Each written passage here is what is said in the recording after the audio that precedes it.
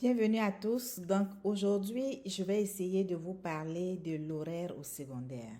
Dans la vidéo la deuxième partie de mon parcours, certains abonnés ont manifesté le désir d'avoir des informations plus approfondies par rapport à l'horaire parce que j'avais expliqué dans mon parcours secondaire que le calendrier au primaire n'était pas pareil que le calendrier au secondaire.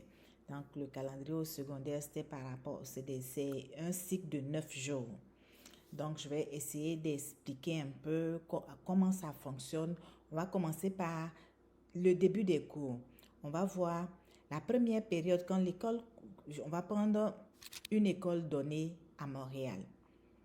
Une école secondaire, on va dire première année secondaire. Donc, première période qui commence à 8h50 et se termine à 10h05. La deuxième période qui commence à 10h15 et se termine à 11h30. Il y a l'heure du dîner. Le dîner, c'est 11h30 à 12h30, 1 heure.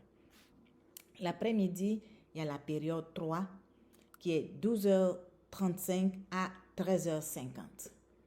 La dernière période, c'est la période 4 qui est de 14h à 15h15.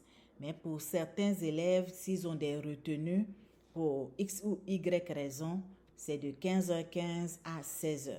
Et 16h, tout le monde quitte l'école.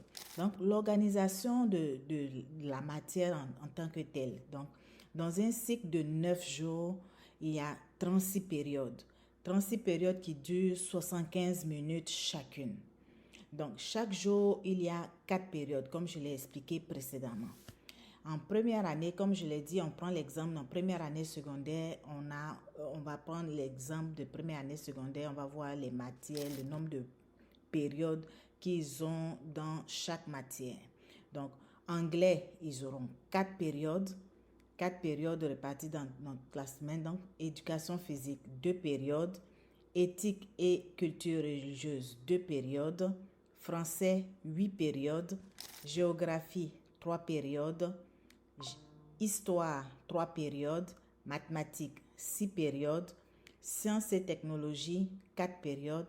Art plastique ou art dramatique, 4 périodes. Donc, le cycle de 9 jours, c'est maintenant que vous allez essayer de mieux le comprendre. Donc, l'horaire de l'école est en rotation sur 9 jours. 9 jours, je vous dirais, de jour 1 jusqu'à jour 9. Quand un cycle se termine, il y a un autre cycle qui embarque. Donc, on va dire aujourd'hui, nous sommes, par exemple, vendredi, c'est le jour 1. Donc, après ça, lundi, jour 2, jour 3, mardi, ainsi de suite. Mais souvent, à cause de certaines journées fériées, il peut s'avérer que le jour 1 devient le jour 9 ou bien le jour.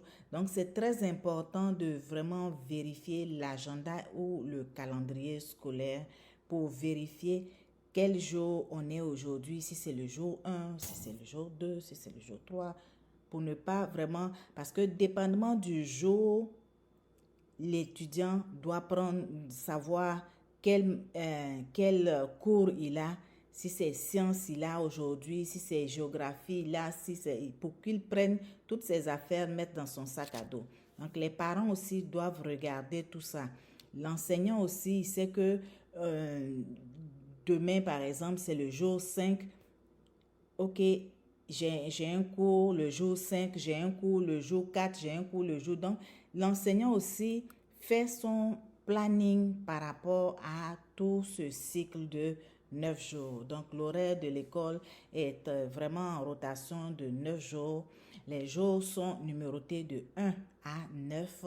C'est très important. Dès que, par exemple, on vous embauche, il faut vraiment prendre le calendrier de l'école. Si vous êtes vous êtes inscrit dans plusieurs écoles secondaires, il faut vraiment prendre le calendrier de chaque école pour ne pas être perdu à un moment donné. Donc, je réponds en même temps à la question d'une abonnée qui disait si par exemple on n'appelle pas la personne pour venir faire de la suppléance, comment il va vivre? Parce qu'en général, quand vous n'avez pas de suppléance, bon, il faut vraiment accumuler beaucoup d'heures pour aller sur le chômage.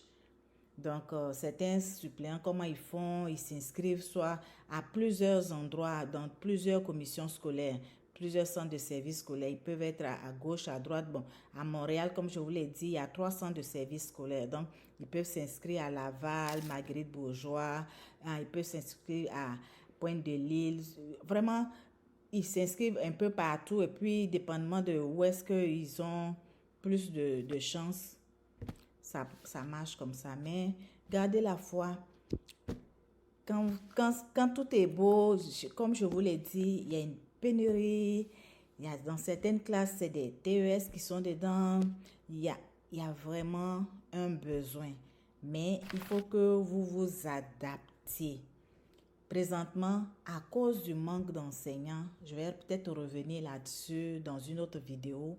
Dans les classes régulières, il y a des intégrations des élèves à besoins particuliers. Donc, il faut vraiment, je vais essayer de faire une autre vidéo par rapport à ça parce que par rapport aux besoins particuliers, il y a comment gérer ça et puis comment l'enseignant qui prend une classe où il y a des élèves à besoins particuliers, comment c'est géré. Je vais essayer de vous expliquer ça.